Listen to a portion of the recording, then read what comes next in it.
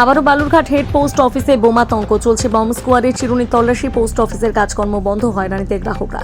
উল্লেখ্য, গত ফেব্রুয়ারিতে একই রকম হুমকি মেল এসেছিল, যা কার্যত ভুয়ো প্রমাণিত হয়। বালুরঘাট হেড পোস্ট অফিস সূত্রে জানা গেছে, পোস্ট অফিসের পাসপোর্ট কেন্দ্রে RDX মজুত রয়েছে। বেলা 12টায় ডিনামাইট দ্বারা বিস্ফোরণ ঘটানো হবে অফিসের মেইলে, এমনই মেসেজ। আতঙ্ক বালুরঘাট হেড পোস্ট অফিসে।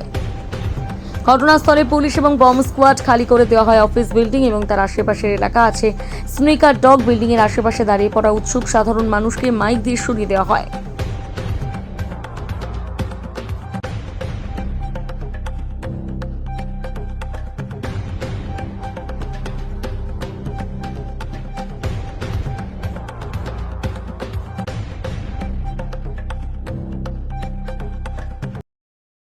কল আসে ইমেলের মাধ্যমে যে পোস্ট অফিসে আমাদের যে পাসপোর্ট সার্ভিস চলে, অর্থাৎ পোস্ট অফিস পাসপোর্ট সেবা কেন্দ্র, এখানে বোমা দিয়ে উড়িয়ে দেওয়া হবে, এরকম একটা কল আসে।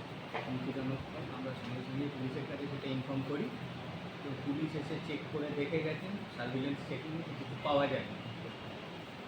এখনও কি আপনারা একটা আতঙ্কের মধ্যে আছেন?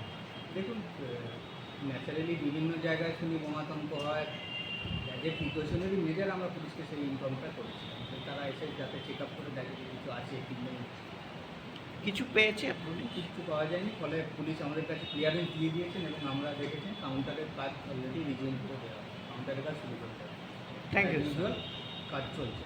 আর কোনো ওনাদের কাছে ওনারা যেটা বলেছেন আতঙ্কের কিছু নেই, কিছু মেলে। আপনার নামটা? কুন্তল বলছি।